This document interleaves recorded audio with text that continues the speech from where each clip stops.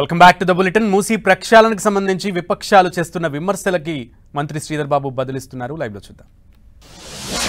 ప్రకారం 1480 నిర్మాణాలను ఆనాటి వరకు అధికారులు గుర్తించారు అక్రమ కట్టడాలను.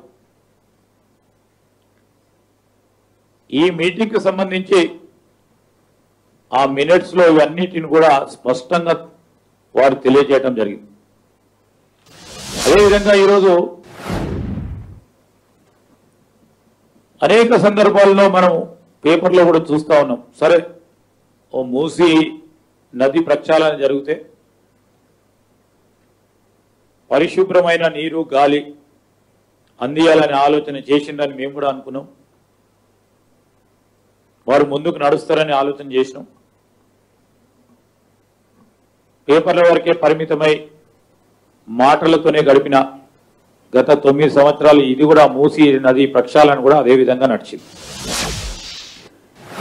అనేక సందర్భాల్లో మనం చూసిన 2020లో 22లో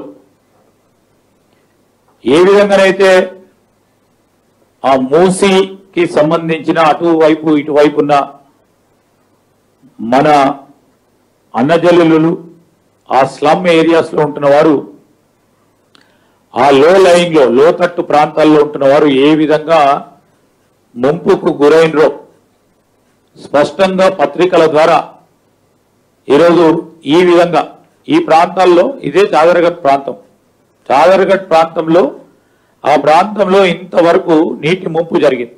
ఒక్కటి కాదు, అన్ని పేపర్లో ఈ విధంగా రావటం జరిగింది. ఈ విధమైన వార్తలనే కాదు, ప్రతి ఒక్క పౌరుడు అయ్యో ఈ విధంగా అక్రమ కట్టడాలుంటే వీరికి ఏదైనా ఆలోచన చేసి R&R ఇచ్చి వీరిని ఇక్కడి నుంచి ఇతర ప్రాంతాలకు తరలిస్తే బాగుంటుందని ఆ ప్రాంతవాసులు కూడా అప్పుడు కోరిండ్రు. చాలా సందర్భాల్లో ఇబ్బంది పడిన ప్రజానికం. దానికి తోడు మేము చెప్తా ఉన్నాము, ఈరోజు మళ్ళా ఒక ఎక్స్పర్ట్ కమిటీ 15/5/2019లో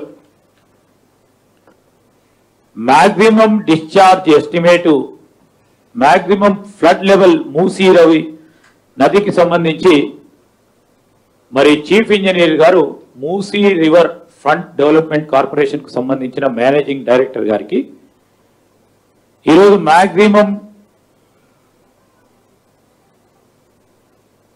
డిశ్చార్జ్ ఎంతవరకు ఉంటే